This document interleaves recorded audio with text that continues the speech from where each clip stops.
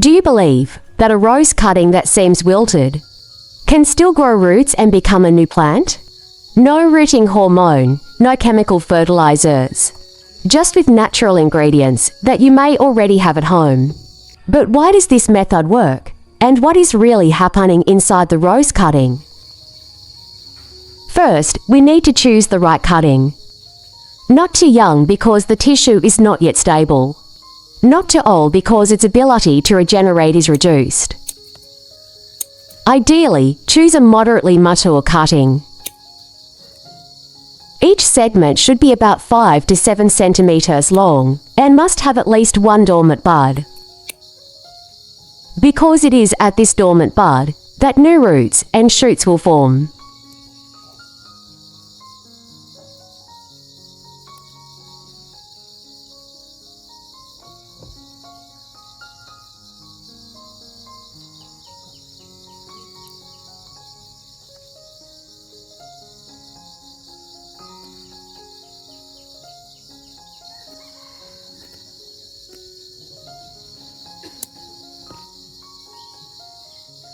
I cut the base of the stem at about a 45-degree angle.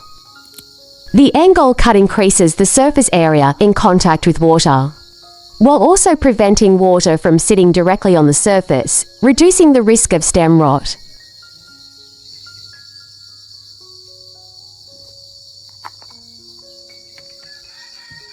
To enhance protection for the cut surface, I use a fresh aloe vera leaf as a natural protective coating for the cutting.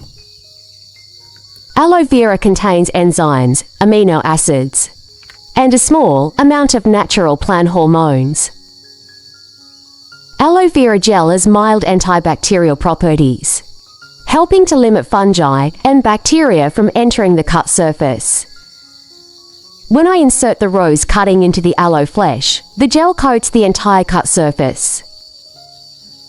This layer of gel helps maintain stable moisture, while also reducing shock to the plant tissue during the initial root formation stage. I will continue cutting the remaining aloe vera leaf into small pieces and place them into a clean glass jar. We will use this portion to support the rooting process, while maintaining natural moisture for the cutting.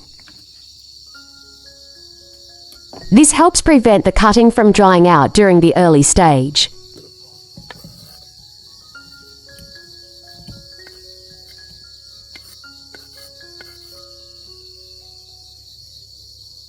Add about 300 milliliters of room temperature water. This mixture will create an ideal moist environment. At the same time, it stimulates root formation in a more natural and sustainable way.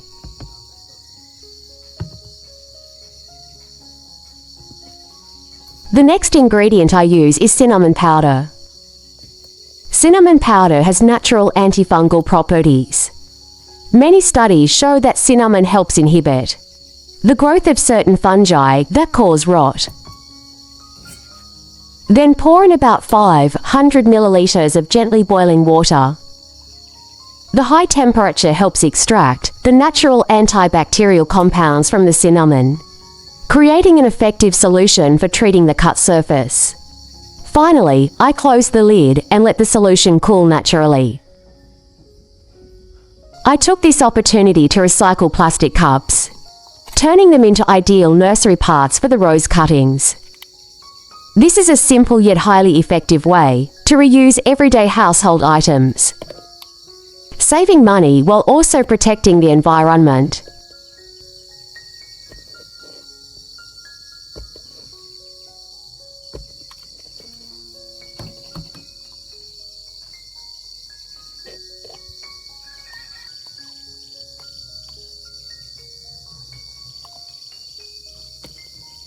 Then I strain out the aloe flesh to obtain a clear, nutrient-rich solution.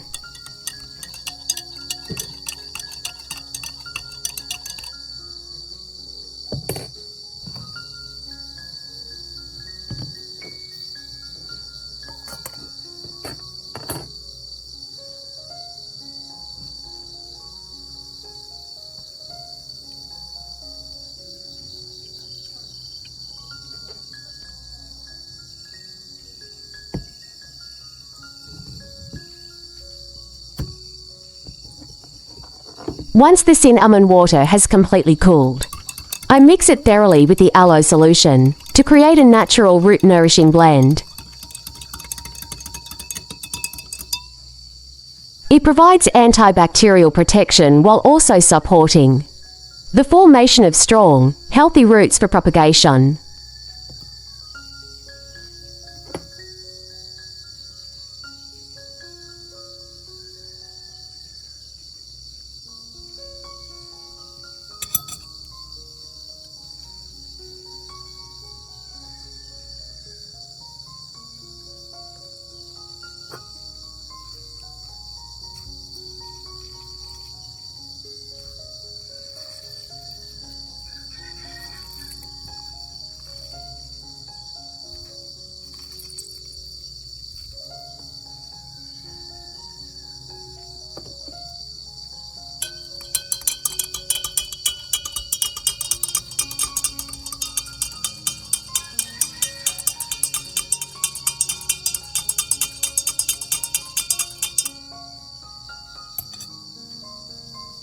I use the prepared aloe and cinnamon mixture to soak the base of the rose cutting for about 20 minutes.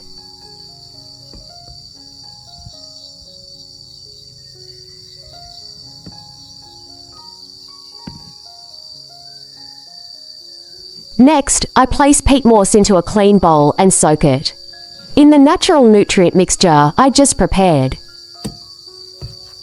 This step helps prepare an ideal environment for the cutting to develop, while also disinfecting the moss and allowing nutrients to penetrate deep into its fibers.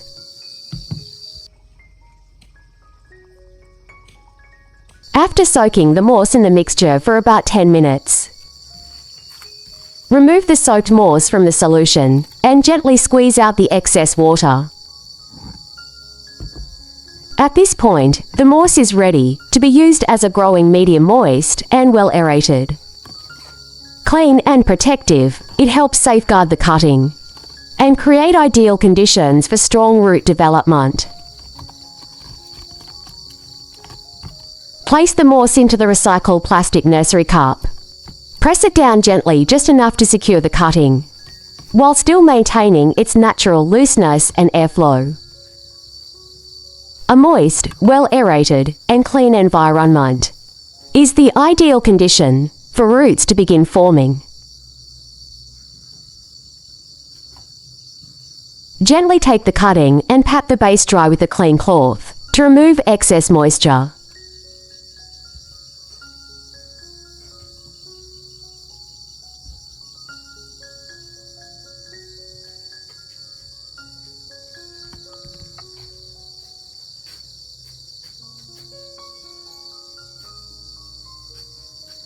Place the cutting into the prepared moss, with the dormant bud facing upward.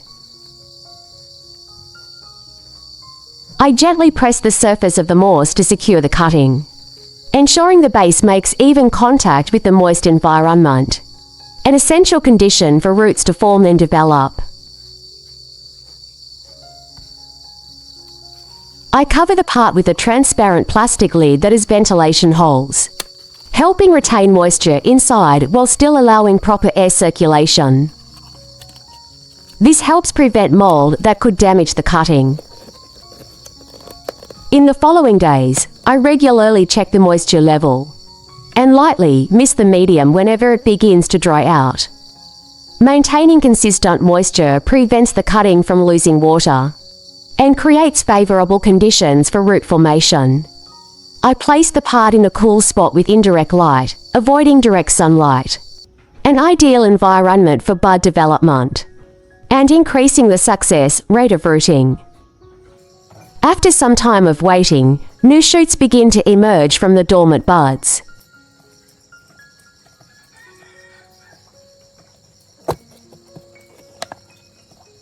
That is a sign the cutting is still alive and adapting well to its new environment.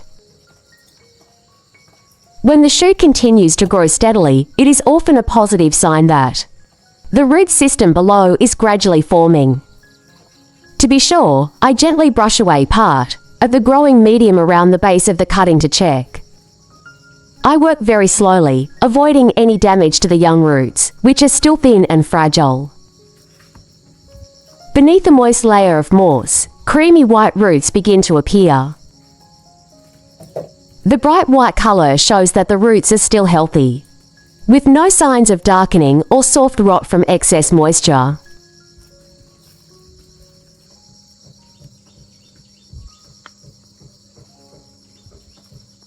When the root system has firmly anchored into the growing medium, it is a sign that the cutting is truly sustaining itself.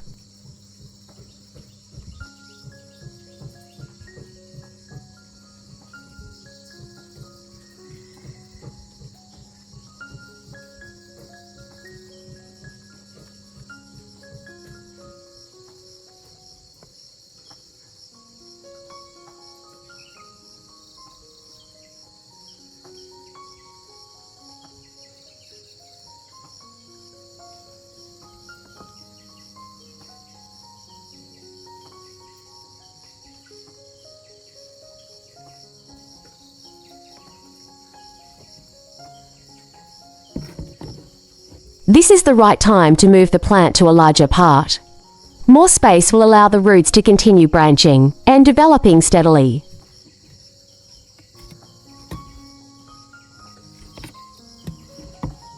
But in the end, the key to success does not lie in a single miracle ingredient. It lies in a clean environment, well-controlled moisture, and patience through each day of waiting.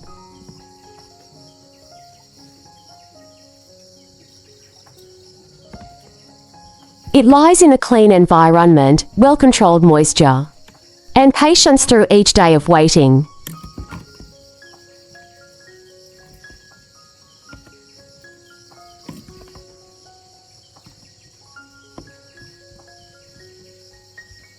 If you enjoy natural, evidence-based experiments like this, I will continue testing and clearly comparing different methods, so you can see what truly works.